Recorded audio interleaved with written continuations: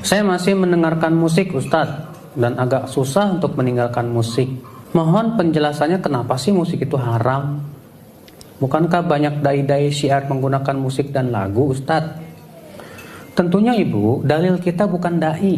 Dalil kita Al-Quran dan hadis. Adapun dalam hadis, telah banyak hadis menunjukkan akan haramnya musik. Yang pertama, Rasulullah SAW bersabda riwayat Bukhari dan sahihnya, sungguh benar-benar akan ada dari umatku yang akan menganggap halal arak, zina, sutra, dan alat-alat musik. Lihat, Rasulullah mengatakan akan ada dari umatku menganggap halal ini semua. Hadisnya saya dalam riwayat Bukhari, ibu-ibu sekalian. Dalam riwayat Ibnu Majah, Rasulullah SAW bersabda, nanti benar-benar akan ada bumi yang akan ditenggelamkan, dilempari dengan batu, dan orang-orang yang dirubah akhlaknya dan rupanya. Lalu para sahabat bertanya, kapan itu terjadi ya Rasulullah? Kata Rasulullah, apabila telah muncul alat-alat musik dan biduanita. Ibnu Hajar Al-Haytami dari ulama mazhab Syafi'i berkata, para ulama seluruhnya sepakat akan haramnya musik. Siapa yang mengatakan bahwa musik masih diperselisihkan, kata beliau apa?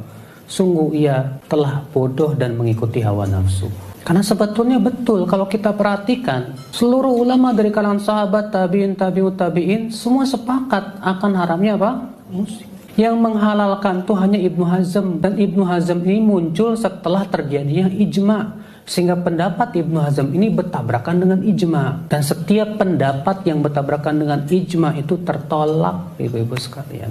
Makanya kita jangan melihat siapa yang mengamalkan, tapi lihat dalilnya yang berasal dari Allah dan Rasulnya. Memang Bu ya, kalau ibu terbiasa musik-musik, pas ngedengar musik haram, ibu merasa heran, sepi amat dunia tanpa musik. Tapi kalau kita terbiasa baca Quran, menikmati Al-Quran, lewat tuh musik Bu.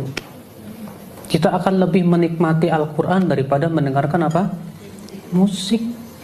Makanya Al-Quran itu lebih indah di hati sebetulnya kalau kita mau apa? Mentadaburinya, mempelajarinya, membiasakannya. Bahkan Ibnu Qayyim berkata apa Bu? Tidak akan bertemu dua cinta dalam hati seorang hamba, cinta Al-Quran dan cinta nyanyian. Orang yang sangat cinta nyanyian, dia tidak akan cinta Al-Quran. Walaupun mulutnya berkata saya cinta, tapi hatinya tidak akan seperti itu. Sekarang ibu mau pilih mana, cinta yang nyanyian apa Al-Quran? Gak bakalan ketemu Bu. Kalau ibu berkata saya pengen cinta dua-duanya, gak mungkin. Ibu harus salah satunya ya. Bahkan Rasulullah SAW sabda apa? Lebih baik perut seseorang dipenuhi oleh nanah daripada dipenuhi nyanyian. Itu hadis sahih di Bukhari dan Muslim, ibu. Pernah suatu ketika ibu Rasulullah SAW sedang berjalan dengan sahabat, dan hadisnya sahih juga Bukhari dan Muslim. Rupanya Rasulullah mendengar ada orang yang sedang nyanyi. Apa kata Rasulullah SAW? Khuduh, tangkap dia. Fa innahu syaitan, karena dia setan. Lalu Rasulullah bersabda yang sebutkan saya tadi hadisnya. Lebih baik perut seseorang dipenuhi dengan nanah daripada dipenuhi dengan apa? Nyanyian. Lebih baik mana Bu? Dipenuhinya dada kita dengan Al-Quran atau dengan nyanyi? Tentu dengan Al-Quran. Allah mengatakan nurun ala nur, cahaya di atas.